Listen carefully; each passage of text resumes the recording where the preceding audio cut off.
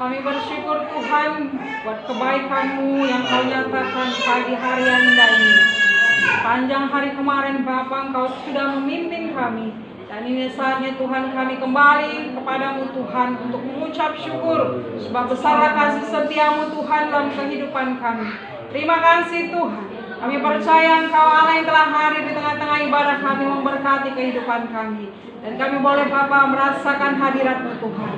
Karyalah di tempat ini dengan kuasa Roh Kudus-Mu. Kami buka hati dan pemikiran kami Tuhan. Kami mau melepaskan roh kami Bapa untuk memuji memuliakan nama-Mu. Sebab Engkau adalah Allah yang layak dipuji dan dimuliakan. Darah Yesus yang berkuasa membungkus kehidupan kami, bahkan membungkus tempat ini, bahkan malaikat surgawi Bapa yang berjaga-jaga di tempat ini. Biarlah ketika puji-pujian yang kami sampaikan Bapa memberikan satu dampak yang luar biasa untuk orang-orang yang ada di sekitar kami Tuhan. Mereka juga boleh mendapatkan damai sejahtera-Mu dan anugerah keselamatan-Mu. Terima kasih Tuhan Yesus.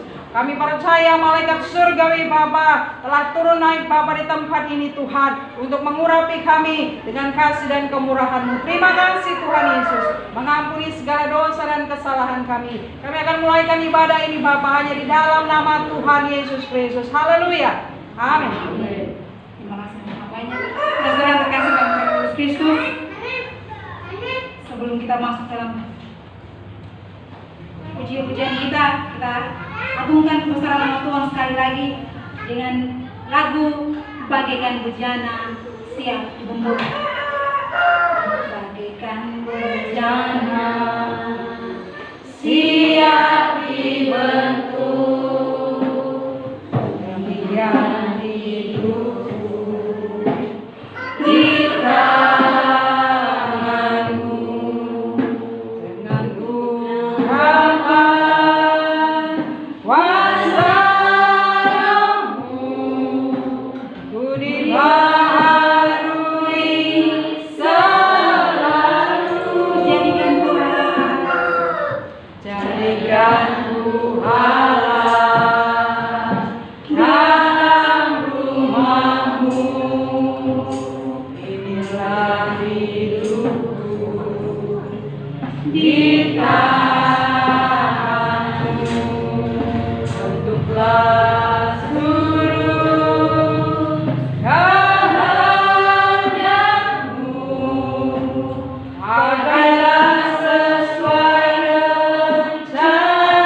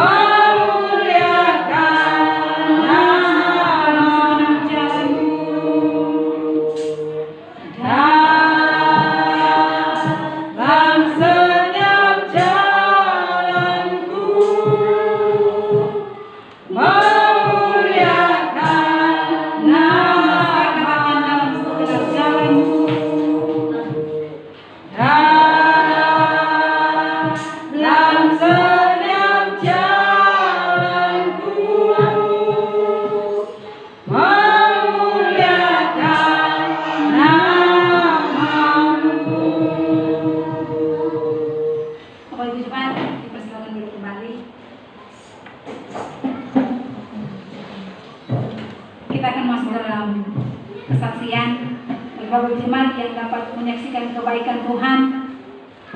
Saya persilakan untuk sebelum kita memulai kesaksian ini, kita akan pujian yang berkata, mari kita bersukaria.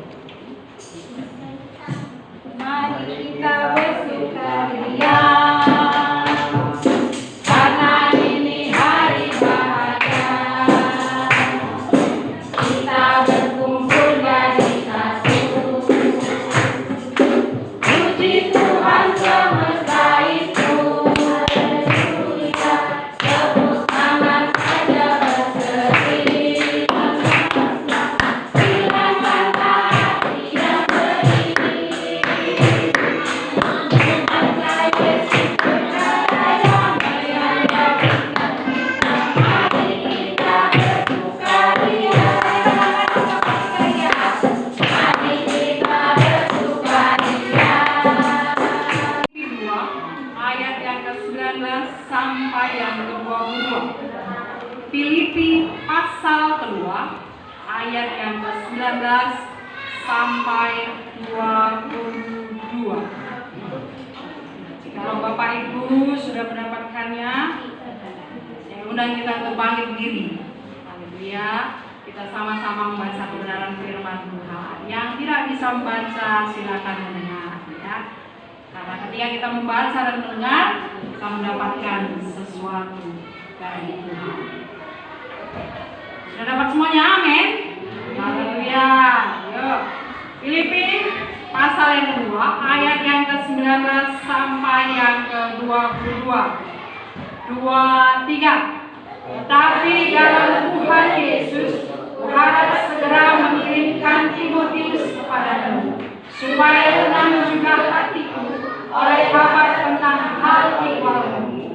Karena tak ada seorang padaku yang sehati dan sepikir dengan aku, dan yang begitu bersungguh-sungguh memperhatikan kepentinganmu. Sebab semuanya mencari kepentingannya sendiri, bukan kepentingan Kristus Yesus. Kamu tahu bahwa kesetiaannya telah teruji, dan bahwa ia telah menolong aku dalam pelayanan Injil, sama seperti seorang anak menolong bapaknya. Haleluya.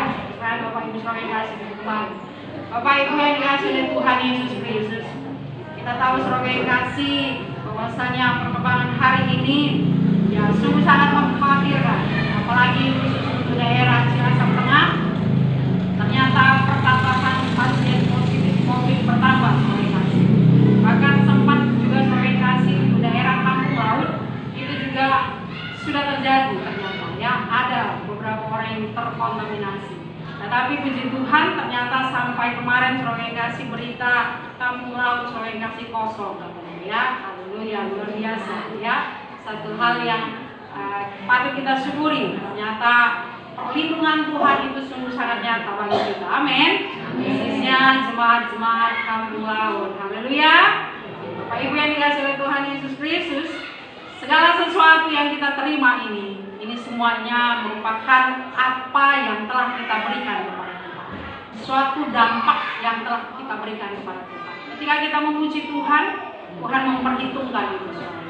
Ketika kita mencari wajahnya, Tuhan memperhitungkan hal itu. Kita mau lihat saudara yang kasih. Kenapa saudara yang kasih kita harus belajar daripada Timotius? Kita lihat saudara yang kasih di ayat yang ke-20 dikatakan bahwasanya di situ ada kata-kata sehati dan sepikir. Sehati dan sepikir berarti saudara yang kasih satu tujuan, satu perasaan, dan satu ide. Misalnya saudara yang kasih, seorang bapak ataupun orang tua mau membuka satu usaha. Saya katakan mungkin usahanya itu kecil-kecilan, kelontongan gitu ya. Tapi kalau dia saudara yang kasih tidak bekerja sama dengan anaknya pasti tidak mau membantu. Ya, kalau dia tidak sehati dan sepikir dengan anaknya, otomatis anaknya pasti tidak mau membantunya. Ya kan?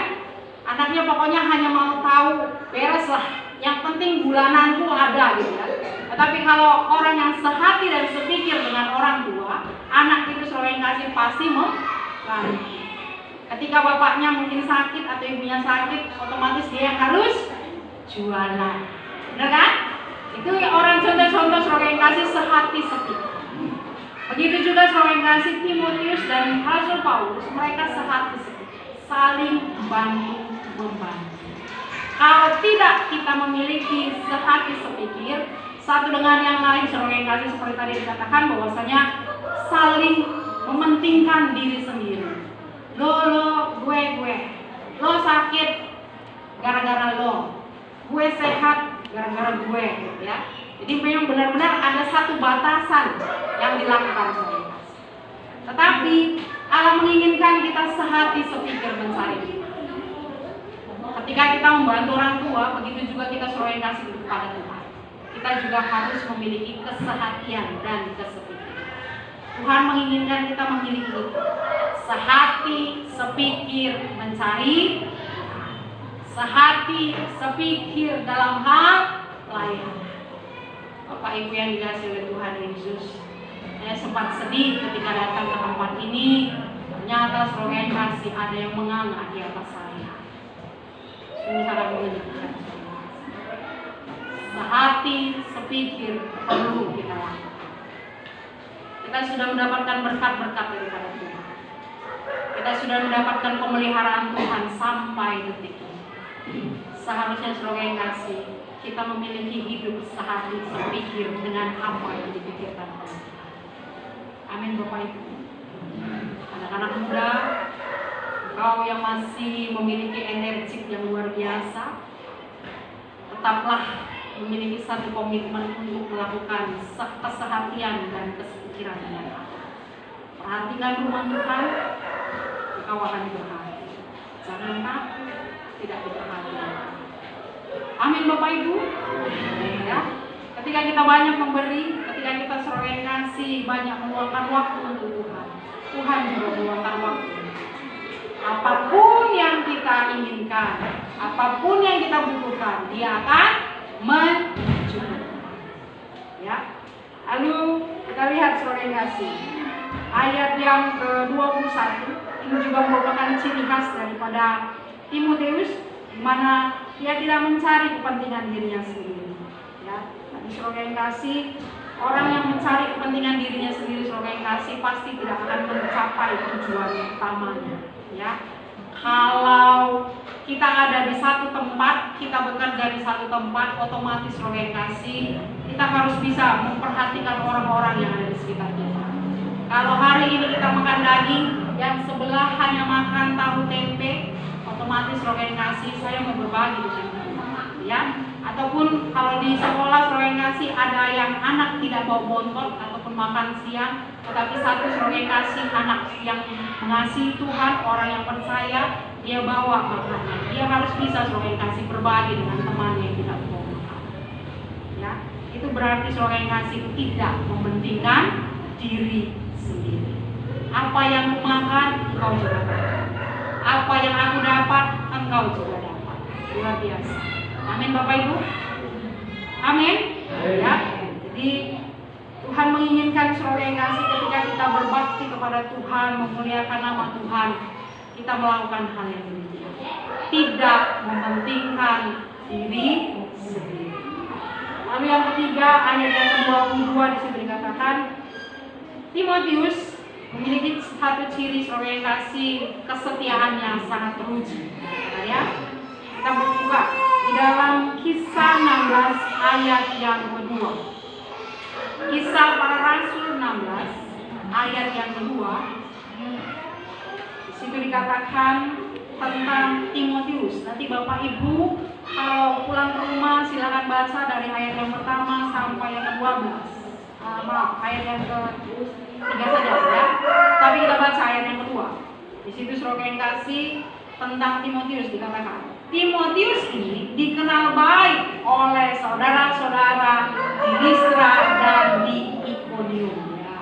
Jadi artinya dia terkenal saudara yang kasih, kesetiaannya sudah terbukti. Dan kalau tadi kita baca di Filipi 2 ayat yang ke-22 itu ada kata-kata mengatakan seperti anak menolong bapaknya. Seperti anak menolong bapaknya. Bapak Ibu yang dikasihi oleh Tuhan Yesus, sering kali yang terjadi, bahkan sampai hari ini, banyak anak-anak yang meninggalkan orang tuanya. Kalau orang tuanya kaya, otomatis anaknya kaya. Tetapi kalau anaknya kaya, belum tentu orang tuanya kaya. Dia nggak mau bantu itu orang tua. Kalau menurut Bapak Ibu itu benar nggak? Menurut adik-adik benar nggak? Benar ya? Seharusnya jangan dilakukan hal itu ya. Kalau tadi kita sudah baca, seperti anak menolong bapak. Kalau kita diberkati, anak-anak diberkati, jangan lupa engkau punya orang tua, amin. Tolong orang tuamu. Jangan kau tinggalkan dia begitu saja. Apalagi dia sudah tua renta, tidak bisa apa-apa, malah dikasih ke panti jompo. Itu benar gak? Tidak benar. Selagi masih ada engkau, selagi masih ada anaknya, anaknya lah yang bertanggung jawab. Waktu engkau masih kecil, siapa yang bertanggung jawab? Ibunya. Orang tua. Dari bayi, ketika dia makan, tiba-tiba engkau, kau yang kasih, tanpa sengaja dia lupa cuci tangan, dia langsung makan. Benar nggak? Lagi makan berak. Kan? Itu merupakan satu kesetiaan orang tua, saudara, pada anak. Tapi yang seringkali terjadi kebalikannya, anaknya sudah sukses, orang tuanya terbengkalai, dibiarkan. Aku kaya, aku bisa sampai saat ini karena aku bekerja keras, Pak. Ya katakanlah hari ini engkau bisa kuat, tapi dulu siapa yang bekerja keras? Kan bapakku. Jadi Bapak Ibu yang dikasihi oleh Tuhan Yesus, anak-anak muda, jangan sampai kita melakukan ketidaksetiaan. Tuhan mencari orang-orang yang setia.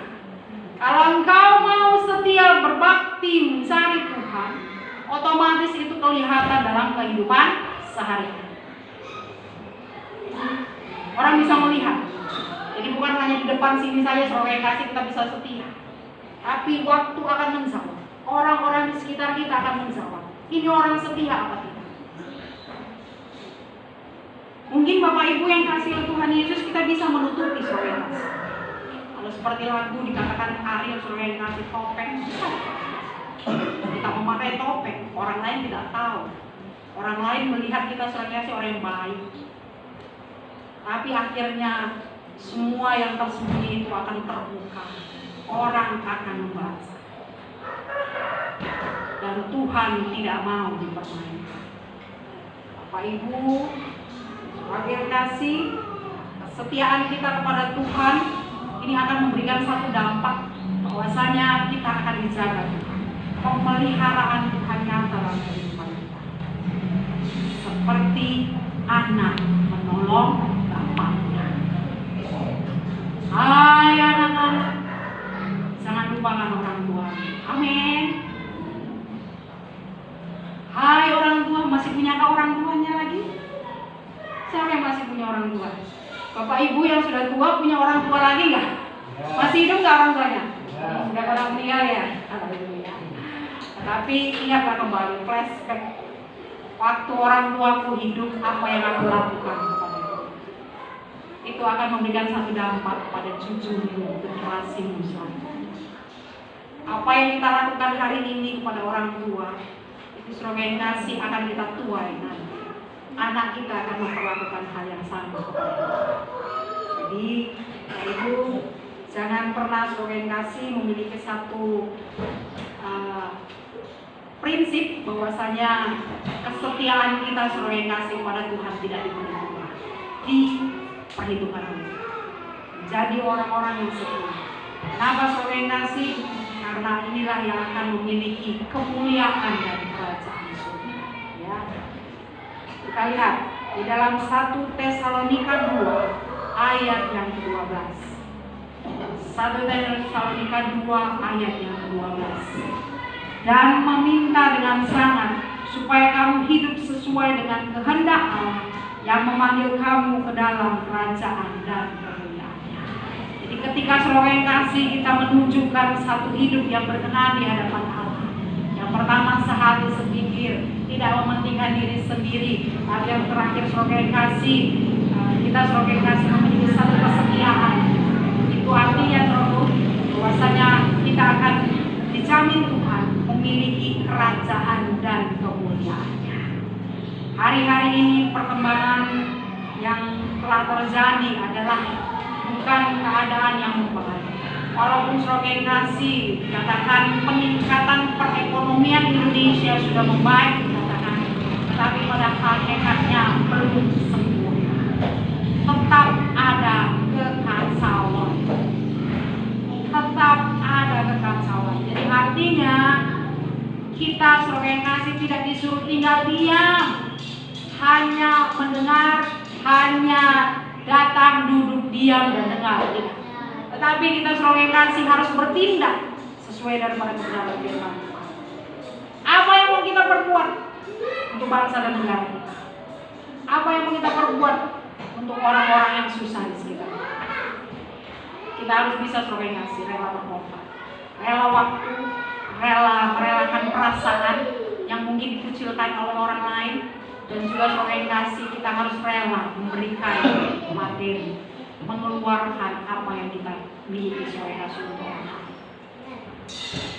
Bapak Ibu yang dikasih oleh Tuhan Yesus Kristus, Tuhan menginginkan supaya kita saudara yang kasih benar-benar menjadi pengikut Tuhan, menjadi mempelai-mempelai Kristus yang diberkati oleh Tuhan, yang nantinya akan memerintah bersama-sama Tuhan.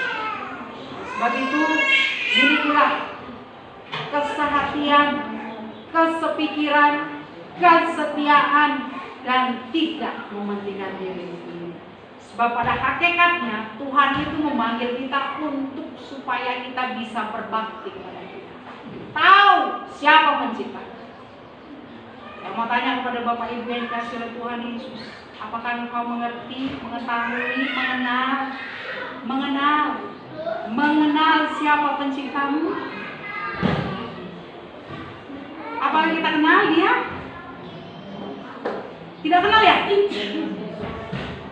Siapa? Tuhan Yesus. Tapi tidak semua jawab. Siapa? Tuhan Yesus. Jadi bukan yang lain, Bapak. Tuhan Yesus Kristus. Dia sudah mati di Golgota, saudara, karena dosa dan kesalahan. Kesetiaannya sudah sangat terbukti. Dia mau mati. Seharusnya saudara yang kasih sebenarnya biasa dia mengelak. Kenapa harus aku Bapak yang mati? Saya yakin saudara yang kasih Bapak pasti punya pilihan. Tetapi saudara yang kasih dia telah menetapkan Yesus harus mati untuk menebus manusia. Dan akhirnya Yesus tidak bisa saudara yang kasih menolak. Dia harus mengerjakan kehendak Bapa. Dia satu-satunya saudara yang kasih contoh teladan yang menunjukkan kesetiaan luar biasa. Sampai mati di kayu salib. Seorang teman saudara yang kasih belum tentu mau berkorban dengan kita. Bahkan sampai mati untuk lawan kita. Belum tentu. Hanya Yesus yang bisa melakukan. Hanya Yesus, hanya Yesus, hanya. Bapak Ibu, kita mau saudara yang kasih kita menyadari sepenuhnya bahwasanya hidup kita saudara yang kasih harus sepadan dengan Yesus. Kita harus tetap setia mencari wajah, bukan karena sesuatu hal, tapi benar-benar dengan ketulusan hati untuk cari Tuhan, cari Tuhan, cari Tuhan, cari Tuhan. Kalau Bapak Ibu tidak bisa membaca Alkitab, Bapak Ibu bisa panggil cucunya yang sudah bisa membaca. Bacakan dong samaku kitab Kejadian atau kitab Amsal. Satu pasal satu hari nggak jadi masalah. Atau Bapak Ibu yang punya Alkitab elektronik yang audio, putarkan. Kalau Bapak Ibu yang punya Android, bilang sama cucunya, nih carikan dulu Alkitab audio. Aku mau dengar, karena aku nggak bisa baca. Karena kau juga sibuk, jadi aku mau dengar sendiri, silakan. Jadi artinya harus tetap terus cari Tuhan. apapun alasannya. Dan katakan aku sibuk, aku baru bangun pagi ini jam 3 pagi, aku ngantuk, nanti aku bekerja lagi. Itu alasan. Saya mau katakan serimbun-rimbunnya pohon itu masih ada celahnya. Jadi artinya sesibuk-sibuk apapun kita masih ada waktu untuk cari Tuhan. Kemana kita mau lari? Kalau tiba-tiba gunung meletus, kalau tiba-tiba gempa hari ini terjadi, kemana kita lari? Apa kita lari ke bawah kolong? Belum tentu selamat. Apa kita mau lari ke tempat orang? Orang lain juga lagi bingung. Belum tentu menolong kita. Ketika ada satu masalah, kita hanya cari Yesus. Lari kepada Yesus. Cari dia, cari dia, cari. Kalau lagu Pentakosta lama mengatakan berbakti, berbakti, berbakti, seorang utama, haleluya. Tuhan memberkati rotimu dan airmu dan segala sakit dilenyapkan, haleluya ya. Jadi saudara yang kasih, ada jaminan Tuhan yang luar biasa. Ketika kita berbakti cari Tuhan, semua kita diberkati. Roti kita, makanan, persediaan, pekerjaan, rumah tangga, anak, cucu, mantu, semua diberkati. Lalu setelah itu saudara yang kasih, ketika kita menghadapi satu sakit penyakit, Tuhan sembuhkan, Tuhan lenyapkan. Amin Bapak Ibu. Berbakti, berbakti, berbakti. Cari Tuhan, cari Tuhan, cari Tuhan, cari. Milikilah hatinya. Kalau engkau mempunyai pasangan, pasti Bapak Ibu berusaha untuk mencari gimana sih hatinya itu, orangnya gimana ya, maunya gimana biasanya. Mungkin Bapak Ibu sudah lama, sudah tua, apalagi sendirian sudah lupa kali ya. Tapi bagi yang masih muda-muda, coba flashback kembali. Bagaimana ketika engkau bertemu dengan jodoh. Jodohku selalu coba kasih, cari-cari, nanti telepon tiap detik, wes apa kabarnya? Waktu saya pulang ke Medan sore yang kasih, setiap malam suami saya pasti telepon. Kalau tidak saya yang telepon sore kasih. Padahal ketika dekat sore kasih apa yang terjadi? Dekat kok, nggak usah telepon-teleponan, gitu ya.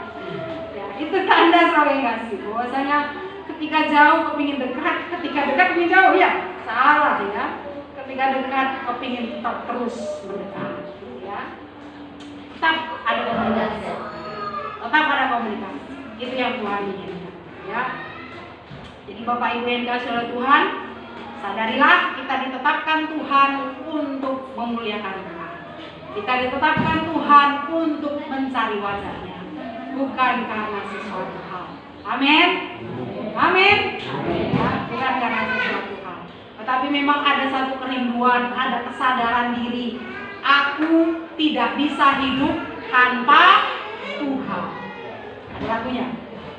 Bimbinglah aku, ya Tuhan, di sepanjang jalan hidupku. Firman-Mu bagaikan sulur, agar ku tak sesat di jalan. Dengan Yesus di sisiku, dengan Yesus membimbingku, dengan Yesus tak jatuh.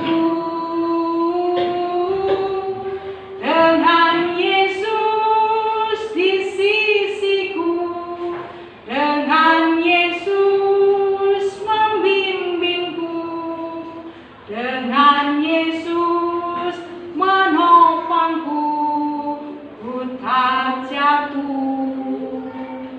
Sadarilah semoga yang kasih, kita perlu Yesus, sangat memerlukan Yesus, apalagi di masa-masa sekarang ini.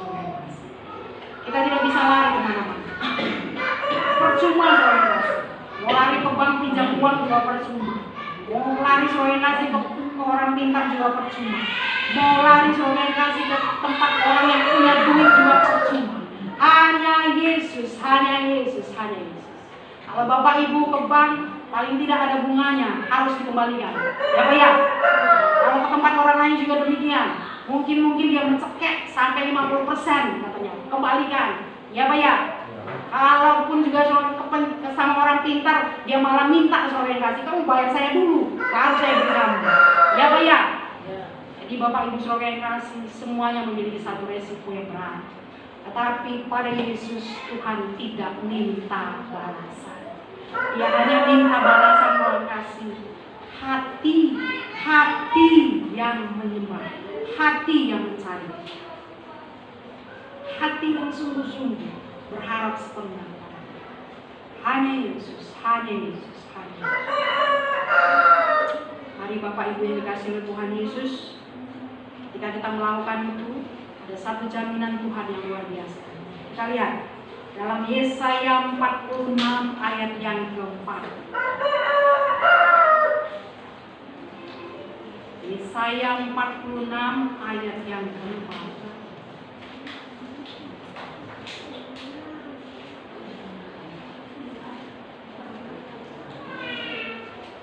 Sudah dapat Bapak Ibu? Yang sudah dapat, mari kita sama-sama membaca kebenaran firman Tuhan. Yesaya 46 ayat yang keempat. 2, 3. Sampai masa tuamu, aku tetap diam, dan sampai masa putih rambutmu, aku menggendong kamu. Aku telah melakukannya dan mau menanggung kamu terus. Aku mau memikul kamu dan menyelamatkan kamu. Jadi Bapak Ibu saudara yang kasih, ini jaminan daripada Tuhan. Ketika kita sungguh-sungguh saudara yang kasih mencari Tuhan, memuliakan namanya, sampai masa tua kita, dia mau menggendong, dia mau memikul, dia mau tetap menolong, dia mau tetap menyertai kehidupan kita. Sampai masa tuamu, sampai masa putih rambutmu. Amin. Jadi bukan sampai detik ini, tetapi sampai masa tua kita, dia selalu bersama-sama dengan kita. Tapi satu hal yang Tuhan minta kepada kita, cari dia dengan sungguh. Apa yang menjadi kerinduanmu, nyatakan kepada Tuhan. Dia sanggup melakukannya, tapi tunggu sampai waktunya. Jangan memaksakan kehendak. Amin Bapak Ibu. Amin Bapak Ibu. Biarlah Bapak Ibu yang dikasih oleh Tuhan, saudara yang kasih, kita semua memahami akan kebenaran firman. Jadilah orang-orang yang tetap setia, sehati sepikir dalam segala hal, dan juga menjadi orang-orang yang tidak mementingkan diri sendiri. Sebab itulah orang-orang yang berkenan di hadapan Tuhan.